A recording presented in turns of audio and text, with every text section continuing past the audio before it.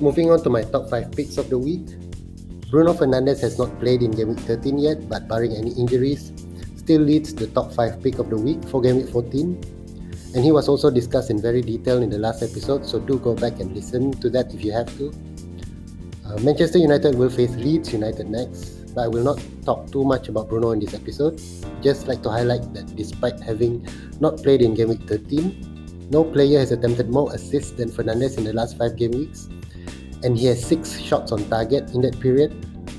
As far as Leeds are concerned, after last night, defensively they are 4th worst for shots conceded per game, conceding 7 goals in 5. So United will get chances, and among United players, Bruno has taken the most shots, and that points to possible attacking returns for Bruno. Moving on, I have Ollie Watkins, with Villa looking good for Game Week 14 and Game Week 15, matches against West Brom this weekend and Crystal Palace right after. With the sacking of Bilic, will West Brom be a different proposition, with Sam Allardyce taking the helm? Yes, there will be, but they still remain the worst defense in the league heading into Game Week 14. We will see how Allardyce will attempt to turn it around, but for now, I still believe attacking FPL assets playing against West Brom are still the ones to have. Prior to Game Week 13, given that he has not played yet this week, Watkins has been afforded 11 big chances ahead of the likes of Kane and Werner. And in the last 5 game weeks in which he has featured, prior to Game Week 13 of course, he has scored 2 goals, and only Dominic Calvert-Lewin, Jamie Vardy, Edison Cavani and Harry Kane has more with 3 goals. So there's not much of a difference there in terms of outputs compared to against more expensive forwards in FPL. Aston Villa themselves are 4th for shots per game, so Watkins will get chances to return points.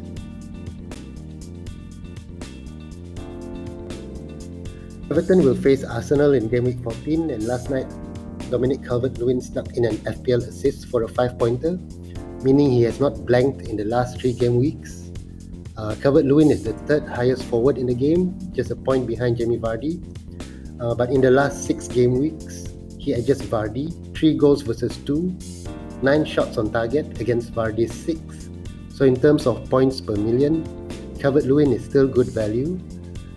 And I know a lot of people may be considering to offload Calvert-Lewin, and I welcome this if you must, but I'm happy to own over Vardy. So their opponents, Arsenal, if I were to describe them in one word, it's sinking. 9 goals conceded in 6, whereas Everton has scored 8 in the same period, Calvert-Lewin scoring 3 of those. And more importantly, Arsenal will be without Gabriel this weekend after being sent off last night, which means an immediate 1-game suspension.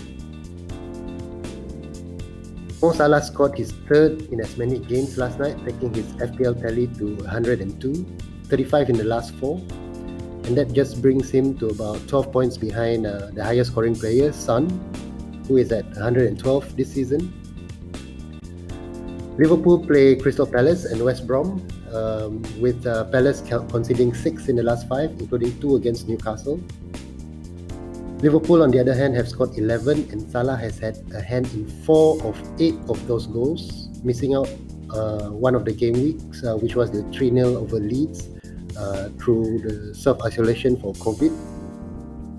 No midfielder in the game can better Salah's goal return in the last 3. He has scored 3. Also 8 shots on target, the most among midfielders as well. Against Spurs last night, he took 4 shots, all on target, 3 of them in the box, and was probably very unlucky not to get all 3 bonus points. In 5 appearances for Liverpool against Palace, Salah has had 7 goal involvements, 4 goals and 3 assists.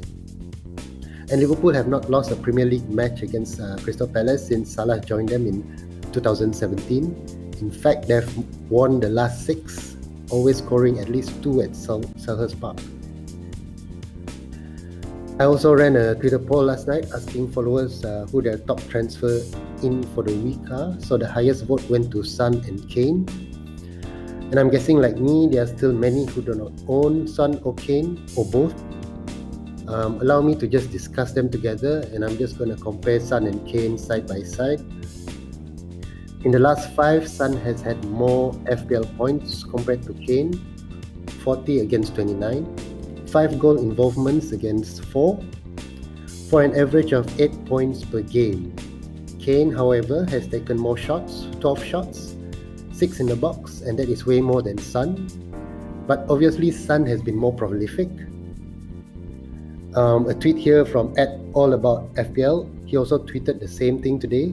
The tweet reads, Son has just blanked once in the last 5 games, returning 3 goals and 2 assists during the period for total of 40 points, making him the highest scoring FPL asset over the period.